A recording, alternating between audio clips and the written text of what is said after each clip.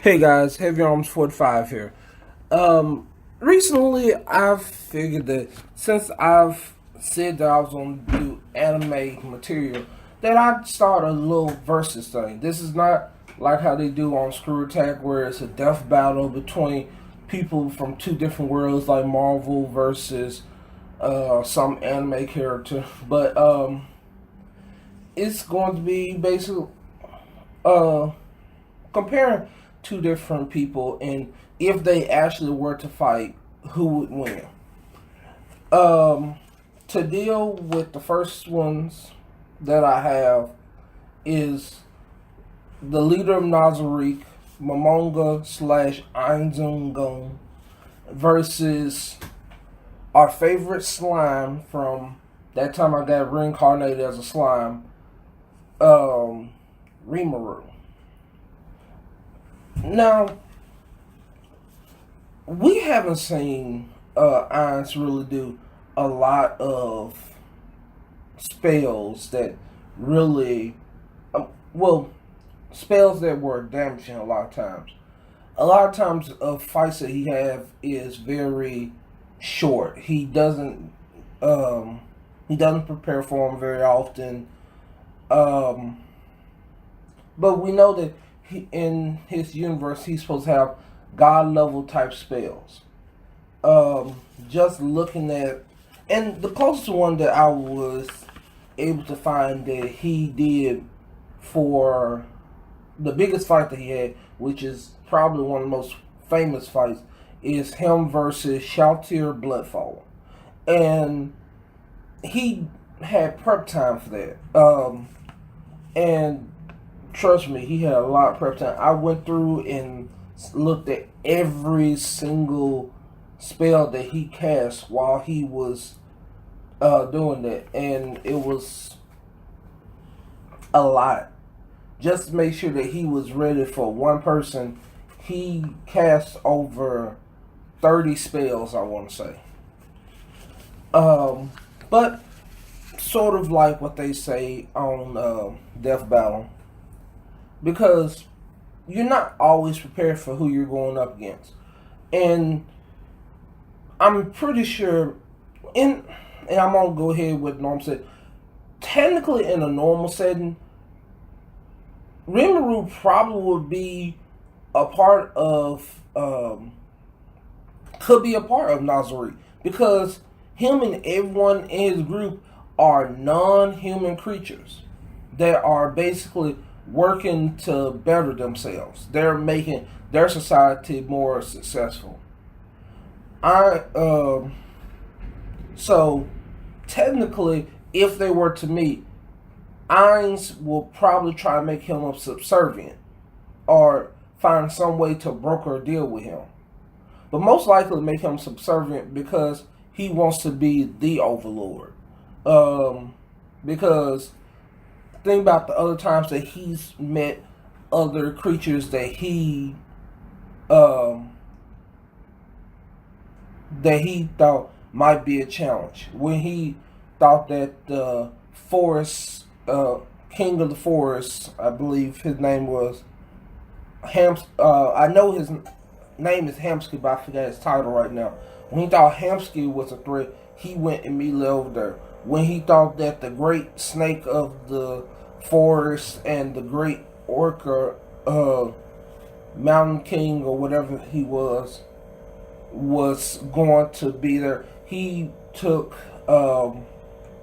one of the twins with him, and I want to say, yeah, he took Mari with him, to try and broker this. Well, try and see how strong they were, and basically they decided to attack him. But he literally did come in with negotiations. So in that situation, that's what Rimuru wants to do anyway. He wants a peaceful society. So if it really came to that happening, it probably would be a not much of a fight. But let's say with Ain's most native thing, he does decide to do it, because you also have to remember that most of the time Ainz doesn't go in looking to take control of places. He comes in most of the time trying to basically work with them or find ways to help Nazari. And I don't know if he would see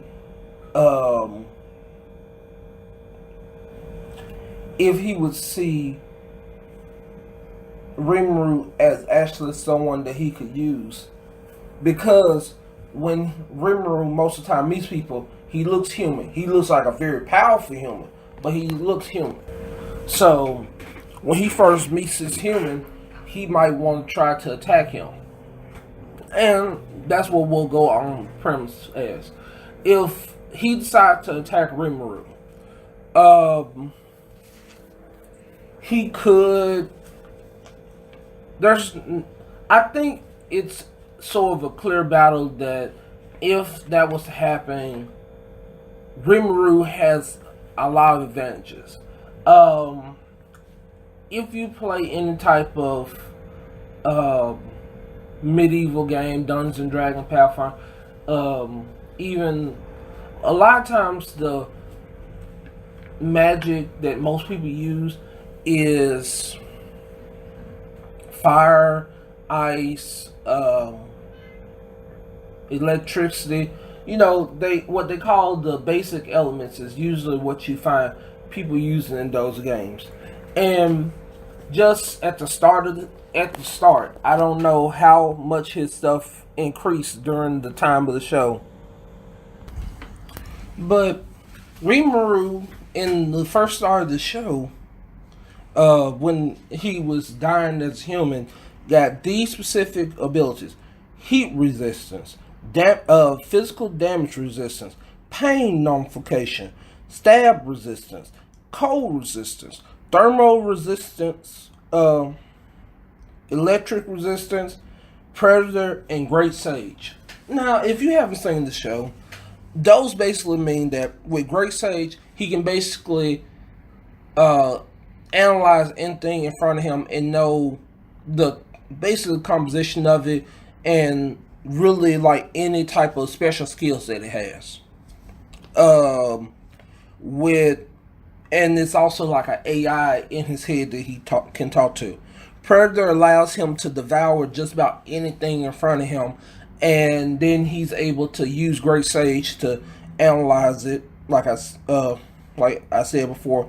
So he can analyze a lot more and be able to make copies of it or use their special skills at that point. And it's basically an endless prison. He's basically like Kirby. He has a basically internal space of his stomach that can never be filled as I.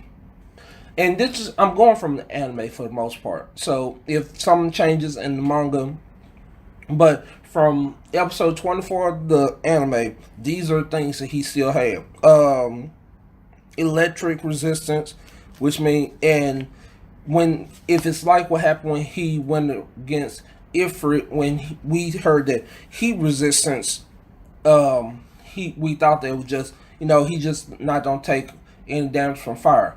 No, we come to find out that was actually a complete fire immunity. So he had fire immunity, cold immunity, and electricity immunity, and thermal fluctuation immunity resistance. So that means that you can't burn him, you can't freeze him, you can't electrocute him.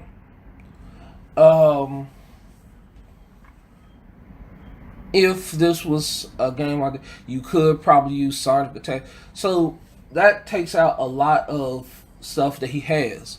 If, let's say that Ainz tried to cast a spell at him, well, Predator,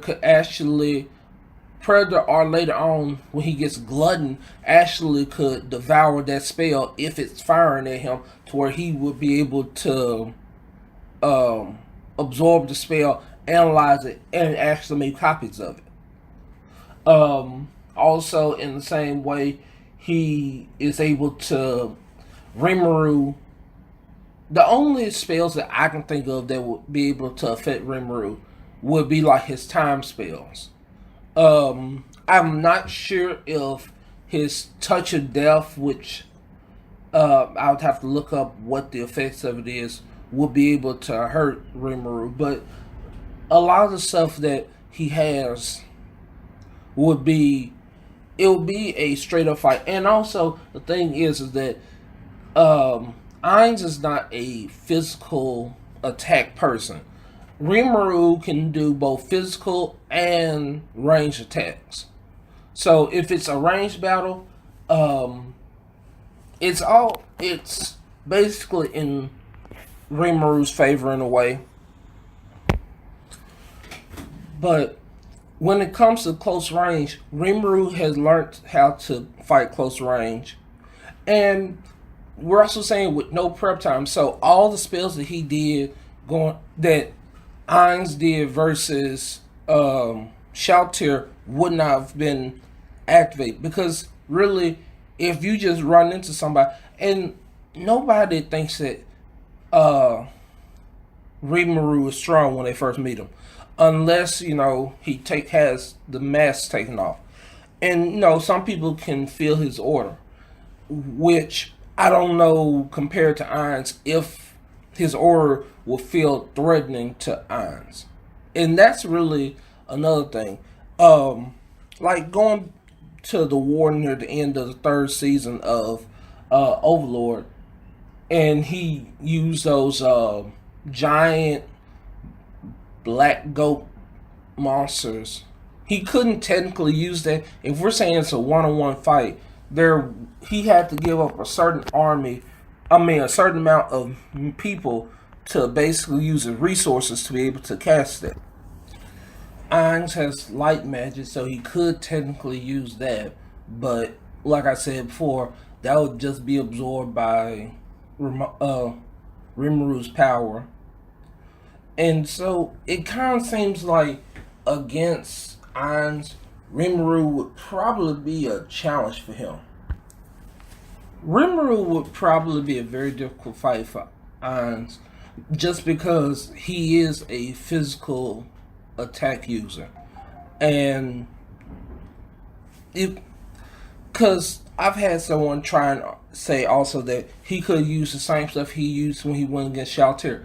Those were world level items that they kept in the vault because they were so powerful. They were like artifacts that the original members of Nazarick had.